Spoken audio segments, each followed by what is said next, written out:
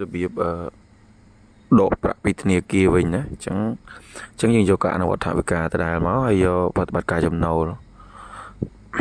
ចុចលើចំណូលហ្នឹងមក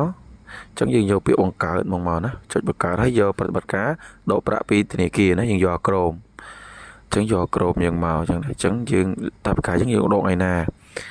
ដកថ្ងៃមួយណាអញ្ចឹងយើងយកថវិការត់មកនេះដាក់ឈ្មោះអ្នកគ្រូទៅឬក៏ដាក់បុគ្គលិកធនាគារក៏បានដែរណាហ្នឹងយកគ្រូបង្រៀនអញ្ចឹងមកអញ្ចឹងអានេះគឺ120000ណាថវិកាហ្នឹងចំណាយយើងគឺដកសាច់ប្រាក់ថវិក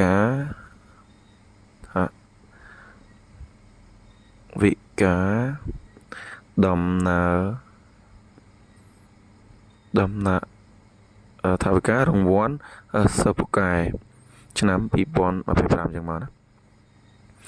ហើយប្រភេទសក្ខីបត្រយើងគឺមូលប្រធានបត្រណាអាហ្នឹងហើយលេខសក្ខីបត្រគឺយើងកត់លេខនឹងទៅណាបាត់អត់មិន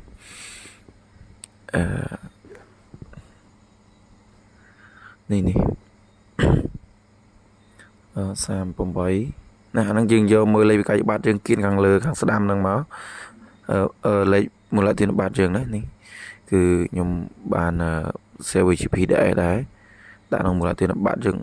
បើកមកណានេះសិបកែណាហ្នឹងយកហ្នឹងមកហើយយើង open មកណាអញ្ចឹងចប់ឲ្យរឿងប៉ុណ្ណឹងទេណាយើងចុចរសារទុកខាងក្រោមហ្នឹងមកគឺចប់ហើយណាហ្នឹងចាំមើលសារទុកមកវាវិលបន្តិចទៅវានឹងគ្រីសខាងលើណា